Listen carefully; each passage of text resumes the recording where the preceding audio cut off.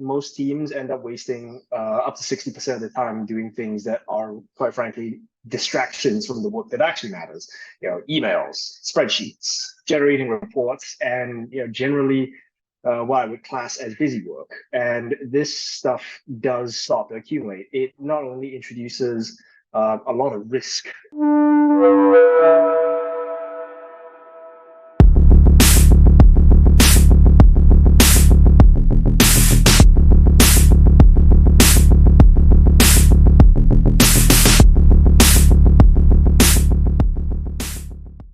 All right, it's another episode of the Form Your Own Pack podcast by Founders Pack. My guest today is Yuk Chi Chan. How are you doing, Yuk Chi? I'm doing wonderful, Michael. Thank you for having me. No problem. You were nominated by a friend of ours, which is Moran, and he spoke very highly of you. So we're going to learn today about what you're working on, which is Charter Space. So I guess for people that don't know, who is Yuk Chi and what is Charter Space? So I used to be a logistics officer in the Army Engineers, and that was kind of where I got my start or introduction to logistics supply chain and ensuring that expensive, heavy things could get from point A to B to C without breaking, or more importantly, without breaking anything else. Then after I left the service, I went to law school. I specialized in space law, and then those two skill sets dovetailed when I got recruited for a satellite company in the UK to manage mission operations because they needed somebody who could do supply chain as well as compliance, and I happened to be the guy. And that's kind of where I got started with managing satellite missions and managing satellite programs.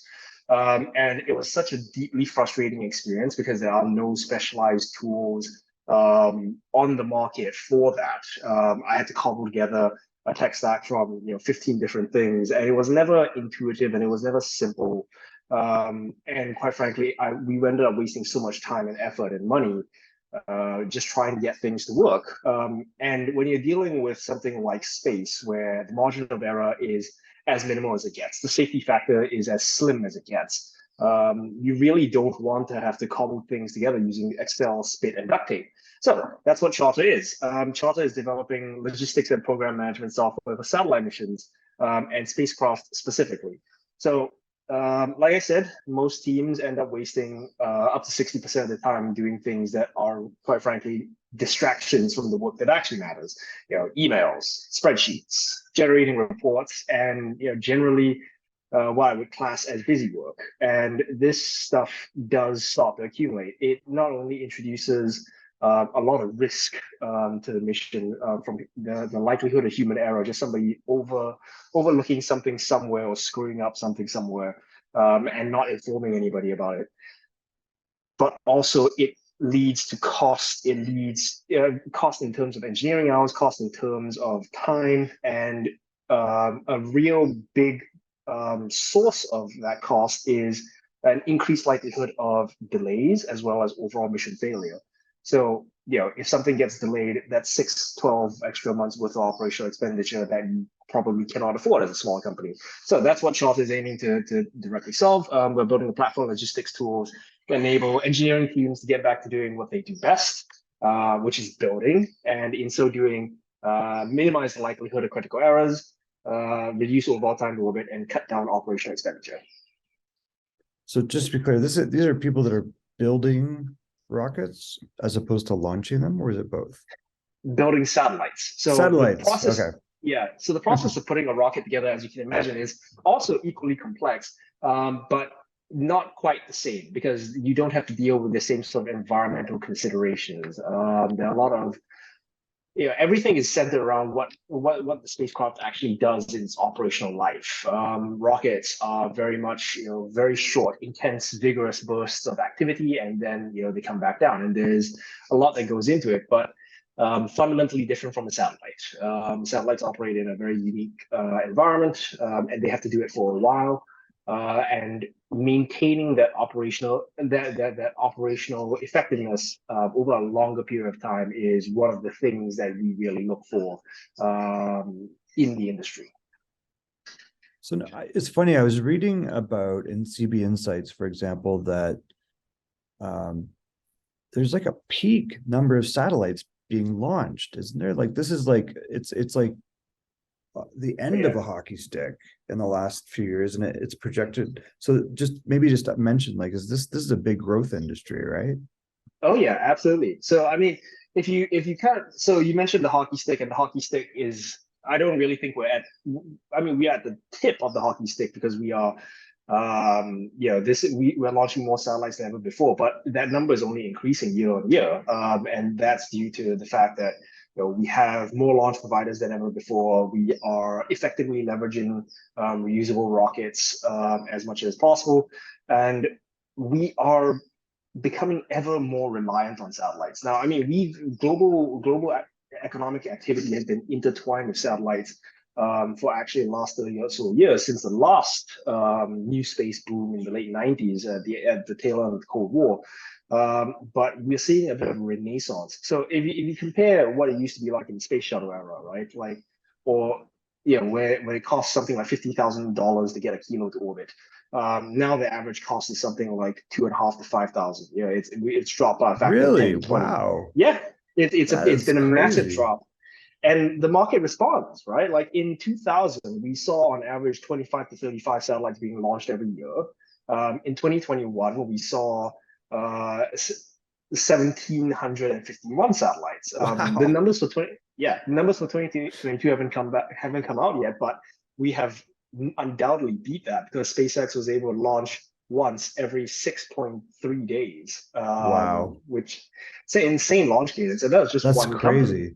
So yeah, because I was just reading also in that same article which is crazy. So there's obviously LEO and GEO, right? And the smaller Yeah. satellites cover a smaller area because they're closer, right? Mm-hmm. And I didn't realize they have, is it 3,300 satellites Starlink has? At last count, yeah, but they intend so the original Starlink V1 was, I think, for the total constellation capacity was, and for your viewers, the concept of constellation is just many satellites flying in concert, sort of as part of the same mission. And yeah, so Starlink V1 was, I think, supposed to be for about 3,000, and Wow. then midway through deployment, they upped that for V2 to a total of 12,000, and besides that. You've got Amazon's Project Kuiper, you've got OneWeb, Oh, you've got and that's just telecoms. Now you've got Starlink coming out with Starshield, but also all the other remote sensing providers. You've got Maxar, you've got Planet. All these large companies are deploying more and more and more because wow. there is an insatiable demand for satellite data and satellite infrastructure. Interesting. So then, is the reception good to what you've built? Like, where are you guys at in the venture? And how did you get your first customer if you've already gotten them? Oh, so actually, our first customer was a friend. So the way that Charter actually came to be, so the actual mechanics of it, um, I I've been batting around the idea for Charter in my head for a while, whilst I was at that previous company. Sort of, as and when I encountered something that annoyed me, I would think, oh, wouldn't it be wonderful if there was an integrated system, and I wouldn't have to manually port everything over from one spreadsheet to another. And I so I had this idea in my head for what it could be. And I actually pitched it to a friend who ended up being our first angel investor, Oh, wow. and he has a software background. So I asked him, I pitched I sketched all this entire thing to him, and he was like, "Yeah, this sounds like a good idea, but I'm not a space guy, so like I don't actually know if this makes sense. Why don't you ask some of your buddies in the space industry?" So I did. I went about it in a very sort of open-ended way. I sat them down. I said I wanted to interview them about what they did, and I would sit them down. I'd say, "Tell me about your operation stack. How are you currently managing communications? How are you currently coordinating between different team members? How are you doing, information management, basically?" And they start telling me things that sounded very, very similar to my experience. Entirely manual, entirely frustrating.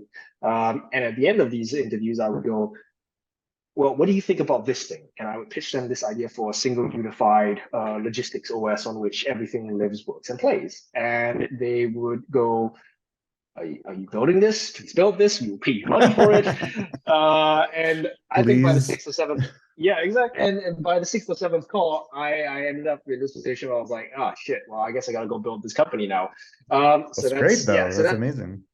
Yeah, that's a classic story, I think, of demand signal literally pulling something into existence, and that's how we got our first customers. But yes, so in terms of where we're at, we closed a round of funding last year. We graduated from the Textile Space Accelerator, which is Amazing. generally regarded as thank you, which is generally regarded as the world's or the industry's best accelerator. And we've launched a number of exciting pilots with a lot of very exciting companies all around the world. We at about a month ago at Textiles Demo Day, we did also announce that we are launching a pilot with the NASA Jet Propulsion Lab to investigate how Oh, okay. how our platform can support a project of theirs called EOS, which is developing and maturing a snake-like robot What? to explore distant ocean world environments like Saturn's moon and Solidus. Besides that, Wow. yeah, and That's really interesting. I think that ultimately demonstrates part of the future direction that we want to go. So we're starting off with satellites because I think that's the most commercially viable segment of the space market. But the fact is, anything that goes up is going to have to undergo the same battery of tests. It's going to have to undergo the same sort of logistics process getting there. And whatever, 80% of it is similar, and the remaining 20% we can build scalable architecture for it to help to grow with our users. So if we can support a robot snake going to another planet, A robot snake going to another planet, yeah. we can certainly support any other type of spacecraft mission that exists. So I think that's a very good illustration of the versatility of what we're building within the space vertical. But yeah, so we're also expanding to LA now. Oh, you are? Okay. So we've historically been based in London, headquartered in London. But as part of Textiles, we spent a lot of time in LA, and honestly, I love the energy there. I love the enthusiasm of the space community there, and it really does feel like a group of people who just want to build cool things and change the world, and they haven't been told no, and they still have that enthusiastic, almost infectious sense of optimism about them, and that's exactly the kind of environment I want to be in. That's amazing. Well, when you come this way, we'll have to connect. Um, it's such an interesting venture. Like it's kind of crazy. So I think there should be a lot of enthusiasm for it, especially, and you cannot say sending robot snake to Saturn enough. Yeah, Without it never get, I don't think you'll ever get tired of saying that. That's like the coolest uh, thing ever. Oh yeah, I heard it, it's not even it's a science mission, but it's one of those things that as a kid, I grew up. I read so much science fiction when I was growing up, and this is exactly the sort of thing that I would have loved to do, or I would have loved to read about. Sending a Right. robot snake like that. That's that you can't All make your this stuff dreams up. have come true. um, Exactly. all right. So if you had advice for other founders, only one piece of advice, what would that advice be? Only one piece of advice. I think be honest. Be I think intellectual honesty, especially with oneself, is very, very important. And it's this comes as a result of the part of the story I left out that I didn't mention was that previous company I was at, it died. We ran out of money. And in no small part that was because of my failure to get us up for our first tech demonstration mission. So I have that has weighed on me for a very long time, and ultimately that I think was a very good education in how serious this problem was, and it helped open my eyes to the fact that this needs to be changed. There needs to be something like charter that exists in the world so that other companies and other teams don't have to suffer the same fate. They don't need to go, the better part of 2 years without salary, only to have it all wasted and pissed down the drain. So with that in mind, I think intellectual honesty, recognizing when what you're doing isn't really working and you do need to shift tack, but also the intellectual honesty to take responsibility for one's mistakes and to learn from them and to grow from them, because ultimately shifting the blame isn't really going to do much for you. It's far more productive and rewarding to just say, okay, yeah, I screwed up. What can we learn from this? What can we do better next time? So yeah, I think that's probably the one piece of advice. That is excellent advice. I think that's the first time anyone's ever said that. So That is definitely an original answer. What have the role of partnerships and or community been in your success so far? So I think because partnerships have been immensely helpful for us. The space industry is very much informed by that old school aerospace type of mentality of, you have to be in the club for anybody to kind of take you seriously.